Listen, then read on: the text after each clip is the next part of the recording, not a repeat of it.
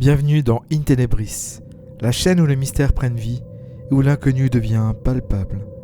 Ici, nous plongeons dans les récits les plus terrifiants et les plus fascinants. Ceux qui défient notre compréhension du monde et nous rappellent que l'obscurité recèle des secrets insondables. Aujourd'hui, nous emmenons dans un voyage au cœur des ténèbres à la rencontre du Dogman, une créature qui entrait les forêts et les champs depuis des siècles. Les Dogman sont des figures emblématiques des légendes urbaines et des récits de cryptozoologie. Leur existence est controversée, mais les témoignages de ceux qui affirment les avoir vus sont nombreux et troublants. Dans cet épisode, nous vous présentons 3 récits glaçants, 3 rencontres avec ces créatures mystérieuses qui défient toute explication rationnelle. Cette vidéo se fait en collaboration avec la chaîne Les Histoires d'Elsa, qui raconte des creepypastas passionnantes et qui a une chaîne très intéressante. Je vous conseille d'aller voir sa chaîne qui est en description et de vous y abonner et de lui donner tout votre soutien. Vous aimez In Tenebris et vous souhaitez soutenir la chaîne, vous avez maintenant la possibilité de devenir membre de la chaîne à partir de seulement 2,99€ ou alors plus si vous le souhaitez. Et ainsi profiter de nombreux avantages comme des lives privés, les vidéos en avant-première et avoir la possibilité de choisir les prochaines vidéos. Pour en bénéficier, il suffit de cliquer sur le bouton rejoindre et ça aidera la chaîne à durer encore plus longtemps. N'hésitez plus à cliquer sur le bouton pour devenir membre et ainsi rejoindre la communauté In Tenebris. Le lien est en description.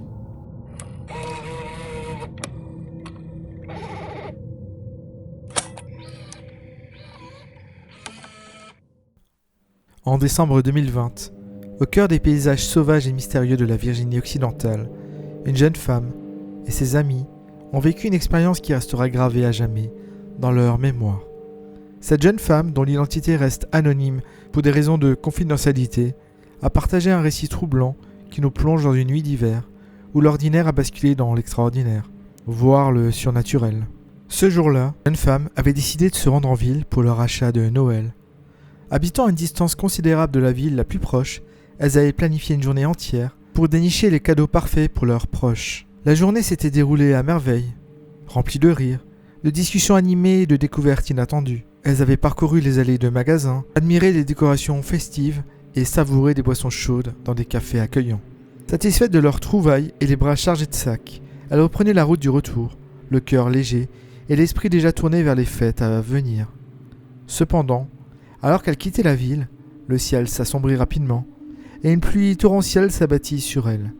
Les essuie-glaces de leur voiture peinaient à suivre le rythme des trompes d'eau, les forçant à ralentir considérablement.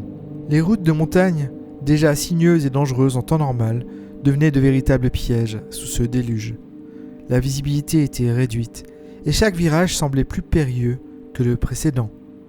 Les phares de la voiture perçaient à peine l'obscurité, créant des ombres inquiétantes sur les bas-côtés. Alors qu'elles avançaient prudemment sur une vieille route de campagne, bordée de champs d'un côté et d'une forêt dense de l'autre, quelque chose d'inattendu se produisit. Surgissant des ténèbres de la forêt, une silhouette massive se dirigea vers la route. La conductrice, prise de panique, écrasa la pédale de frein, et la voiture s'immobilisa dans un crissement de pneus. Les jeunes femmes, encore sous le choc de l'arrêt brutal, scrutèrent l'obscurité, tentant de comprendre ce qui venait de se passer. Au début, elles pensèrent qu'il s'agissait d'un ours, une vision courante dans cette région. Mais à mesure que la créature s'approchait, elles réalisèrent que quelque chose clochait. La bête était immense, bien plus grande qu'un ours ordinaire, et sa fourrure était d'un noir profond, parsemée de touches fauves autour du museau et de la poitrine. Et ce n'était pas un cerf non plus, elles en étaient certaines. La créature avançait avec une démarche étrange, presque humaine, qui les glaça d'effroi. Ils décrivirent la créature comme ayant une tête de loup ou d'un berger allemand, avec des yeux perçants qui semblaient les transpercer. La créature semblait les observer, comme si elle évaluait la situation, et cette intelligence apparente rendait la scène encore plus terrifiante. La créature, maintenant debout, mesurait au moins 2 mètres de haut et 1 mètre de large. Elle commença à utiliser ses pattes avant comme des bras, gesticulant de manière presque humaine. Lorsqu'elle se tourna complètement vers la voiture, elle montra ses dents et poussa un grognement terrifiant qui résonna dans la nuit. Les jeunes femmes étaient pétrifiées, incapables de bouger ou de détourner le regard. Leur cœur battait à tout rompre, et elles pouvaient sentir la peur envahir chaque fibre de leur être. L'une des témoins, une chasseuse expérimentée, qui accompagnait souvent son père à la chasse aux cerfs et aux ours, était formelle. Ce n'était pas un ours. Elle connaissait bien les animaux de la région et savait reconnaître les signes distinctifs de chaque espèce.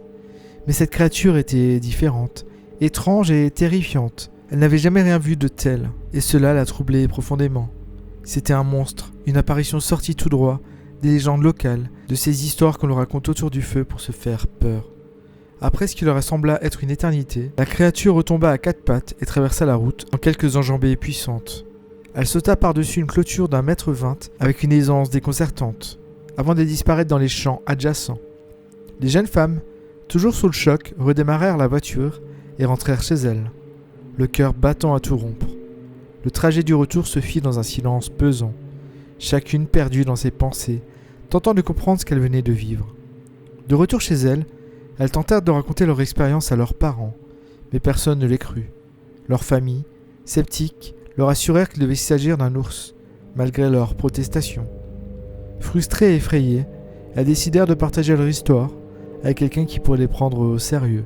Elles contactèrent alors un enquêteur spécialisé dans les phénomènes paranormaux et les observations de créatures mystérieuses, espérant trouver des réponses à leurs questions. Quelques jours plus tard, 2 des jeunes femmes acceptèrent de retourner sur les lieux de l'incident accompagnées de l'enquêteur. La 3e, encore trop terrifiée, refusa de les suivre, préférant faire un détour pour éviter cette route maudite. En arrivant sur place, l'enquêteur constata l'isolement du lieu, une route déserte, bordée de forêts denses et de champs à perte de vue. Les jeunes femmes lui montrèrent l'endroit exact où la créature avait traversé, et il fut stupéfait par la distance qu'elle avait parcourue en si peu de temps. Il examina les traces laissées dans la boue, cherchant des indices qui pourraient confirmer ou infirmer leur récit. L'enquêteur, bien que sceptique au départ, commença à douter de ses propres certitudes. Il examina la clôture que la créature avait franchie et admit qu'il était impossible pour un ours de réaliser un tel exploit. Il repartit avec plus de questions que de réponses, convaincu que quelque chose d'extraordinaire s'était produit cette nuit-là. Il promit aux jeunes femmes de continuer son enquête et de les tenir informées de ses découvertes. Les jours suivants, l'enquêteur interrogea les habitants de la région, cherchant des témoignages similaires ou des légendes locales qui pourraient expliquer cette observation. Il découvrit que plusieurs personnes avaient déjà rapporté des observations étranges dans les environs, mais que peu de gens osaient en parler, de peur de passer pour des fous. Il compila ces témoignages, cherchant des points communs et des indices qui pourraient l'aider à comprendre la nature de la créature. Plongeons ensemble dans une histoire qui défie l'imagination et repousse les limites de notre compréhension du monde naturel. L'observation que je m'apprête à vous raconter m'a été transmise par un ami il y a plusieurs années. Elle nous vient d'un fermier du Wisconsin, un homme qui a consacré plus de 25 ans de sa vie à cultiver ses terres, à vivre en harmonie avec la nature et à comprendre les rythmes et les cycles de la vie rurale. Mais en 2016, quelque chose d'extraordinaire et de profondément terrifiant est venu bouleverser sa routine quotidienne, transformant une journée ordinaire en un cauchemar éveillé. Imaginez la scène avec moi. Il est environ 6 heures du matin. Le soleil commence à peine à poindre à l'horizon, projetant une lueur timide sur le paysage encore enveloppé dans les ténèbres de la nuit. Notre fermier, un homme robuste et expérimenté, commence sa journée comme il le fait depuis des décennies. Il monte dans son véhicule tout-terrain, le cœur léger et l'esprit tranquille, prêt à vérifier l'état de son troupeau de vaches. Il espère découvrir de nouveaux veaux, signe de la prospérité et de la continuité de son exploitation agricole. Alors qu'il traverse ses terres, il aperçoit plusieurs nouveaux veaux, une vision qui le remplit de joie et de fierté. La naissance de nouveaux animaux est toujours un moment de bonheur pour un fermier, car elle symbolise la vie, la croissance et l'avenir. Mais soudain, un grognement puissant et menaçant résonne dans l'air, brisant le silence paisible du matin. Le fermier, surpris et inquiet, réalise qu'il n'est pas armé. Il pense d'abord à des loups, des prédateurs qu'il a déjà affrontés par le passé. Rapidement, il retourne à sa maison pour récupérer son fusil, déterminé à protéger son troupeau coûte que coûte. De retour dans les champs, il découvre une scène d'horreur qui restera à jamais gravée dans sa mémoire. Une de ses vaches gît au sol, déchiquetée par une force brutale et inconnue. Le fermier, choqué mais résolu, comprend qu'il doit agir rapidement pour éviter que d'autres animaux ne subissent le même sort. Il appelle alors son frère et d'autres membres de sa famille pour organiser une chasse nocturne, espérant éliminer la menace avant qu'elle ne frappe à nouveau. La nuit tombe et les chasseurs se positionnent à la lisière des champs, armés et prêts à affronter l'inconnu. Vers 23h30, des hurlements retentissent, proches et menaçants. Le fermier et son frère, postés près de l'endroit où la vache a été tuée, scrutent l'obscurité avec appréhension. Soudain, une créature gigantesque émerge de la lisière des arbres, se déplaçant d'abord à 4 pattes, avant de se dresser sur ses pattes arrière. Le fermier, stupéfait, réalise que cette créature n'est pas un loup ordinaire. Ses membres antérieurs ressemblent à des bras humains, et ses mains, dotées de longs doigts et de griffes acérées, semblent capables de déchirer n'importe quelle proie. Mais ce n'est pas tout. Une deuxième créature, encore plus imposante, apparaît à son tour. Mesurant près de 3 mètres de haut, elle se tient debout, ses yeux perçants scrutant les alentours. Sa fourrure noire et feu lui donne une apparence terrifiante, et ses canines, longues de plusieurs centimètres, semblent prêtes à déchiqueter tout ce qui se dressera sur son chemin. Le fermier et son frère, paralysés par la peur, comprennent qu'ils sont face à des créatures qui défient toute logique et toute explication rationnelle. Ces êtres, mi-hommes mi-bêtes, semblent tout droit sortis des légendes et des mythes les plus anciens. Pourtant, au lieu de fuir, ils décident de faire face à la menace. Armés de leurs fusils, ils ouvrent le feu sur les créatures qui, après un bref moment de surprise, s'enfuient à toute vitesse dans les bois. Le fermier et son frère, encore sous le choc, réalisent qu'ils viennent de vivre une expérience qui restera à jamais gravée dans leur mémoire. Ils ont affronté quelque chose qui dépasse l'entendement, quelque chose qui remet en question tout ce qu'ils pensaient savoir sur le monde naturel. Ces créatures, que certains appellent dogmen, sont-elles le fruit d'une évolution aberrante, des loups géants ayant développé des caractéristiques humaines ?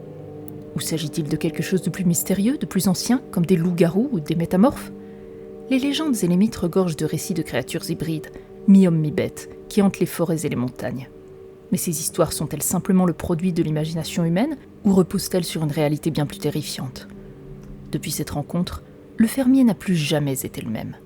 Il continue de cultiver ses terres, mais il sait désormais que quelque chose de bien plus dangereux rôde dans les ombres. Il espère ne jamais revoir ces créatures, mais il reste vigilant, prêt à protéger sa famille et son troupeau contre toute menace. Chaque nuit, il scrute l'obscurité avec une nouvelle appréhension, se demandant si ces êtres mystérieux reviendront un jour hanter ces terres. Cette histoire, comme tant d'autres, soulève des questions fascinantes sur la nature de notre monde et des créatures qui le peuplent. Les observations de dogmen se multiplient, non seulement aux États-Unis, mais aussi dans de nombreux autres pays. Est-ce le signe d'une population en croissance, ou simplement le résultat de l'expansion humaine dans des zones autrefois sauvages ? Certains évoquent même l'existence de cultes de skinwalkers, des êtres capables de se transformer en animaux et de semer la terreur parmi les humains. Mais ces théories, bien que captivantes, restent pour l'instant du domaine de la spéculation. Les dogmen, ces créatures énigmatiques, continuent de fasciner et d'effrayer ceux qui croisent leur chemin. Leur existence même remet en question notre compréhension du monde naturel et des limites de la réalité. Sont-ils des êtres surnaturels, des produits de l'évolution ou quelque chose de complètement différent ? Les réponses à ces questions restent incertaines, mais une chose est sûre. Les récits de rencontres avec ces créatures continuent de captiver notre imagination et de nourrir nos peurs les plus profondes. Si vous avez des idées ou des théories sur ces créatures mystérieuses, n'hésitez pas à les partager dans les commentaires ci-dessous. Votre point de vue pourrait apporter un éclairage nouveau et précieux à cette énigme fascinante. Peut-être avez-vous vécu une expérience similaire, ou peut-être connaissez-vous des légendes locales qui pourraient éclairer ce mystère ? Chaque témoignage, chaque hypothèse, contribue à enrichir notre compréhension de ces phénomènes inexpliqués.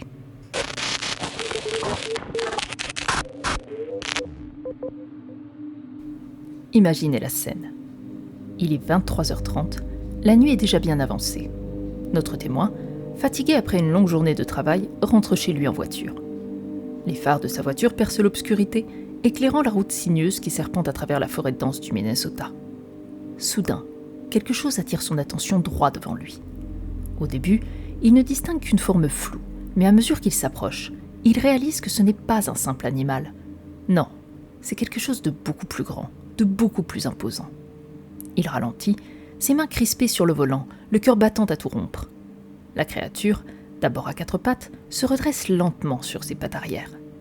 Elle traverse la route avec une lenteur presque surnaturelle, comme si elle défiait le temps lui-même. C'est à ce moment-là que notre témoin remarque la tête de la créature. Une tête massive, semblable à celle d'un loup, avec des oreilles dressées et des yeux perçants. Il n'est plus qu'à une quinzaine de mètres de cette apparition terrifiante. Il écrase la pédale de frein, la voiture s'arrête dans un crissement de pneus. La créature, elle, continue d'avancer, reniflant l'air, ses mouvements empreints d'une menace silencieuse. Puis, sans crier gare, elle pousse un rugissement assourdissant. En un éclair, elle disparaît dans la forêt, si rapidement que notre témoin en a le souffle coupé. Il reste là, figé dans sa voiture, le cœur battant la chamade, pendant plusieurs minutes avant de trouver le courage de redémarrer. Plus tard, en repensant à cette rencontre, il décrit la créature dans les moindres détails. Une tête de grand chien, semblable à celle d'un loup ou d'un berger allemand, avec des oreilles dressées, des épaules larges et musclées, une poitrine épaisse, des canines et des dents impressionnantes, longues de 3 à 4 pouces. Lorsque la créature s'est redressée, ses pattes avant ressemblaient à des bras et des mains, avec de grandes griffes acérées. La poitrine et le ventre étaient moins poilus que le reste du corps, et il a précisé que c'était un mâle. La créature mesurait entre 2,30 m et 2,40 m et avait une couleur noire et feu, comme un berger allemand. L'observation a duré environ 20 à 30 secondes, mais ces secondes lui ont paru une éternité. Il semble donc qu'il ait vu un dogman. Ces créatures, souvent décrites comme étant noires et feu avec de grandes canines, sont des légendes vivantes dans certaines régions. Mais qu'en pensez-vous ? A-t-il vraiment vu un dogman ou était-ce autre chose ? Laissez un commentaire ci-dessous et n'oubliez pas de liker la vidéo, ça aide vraiment notre chaîne.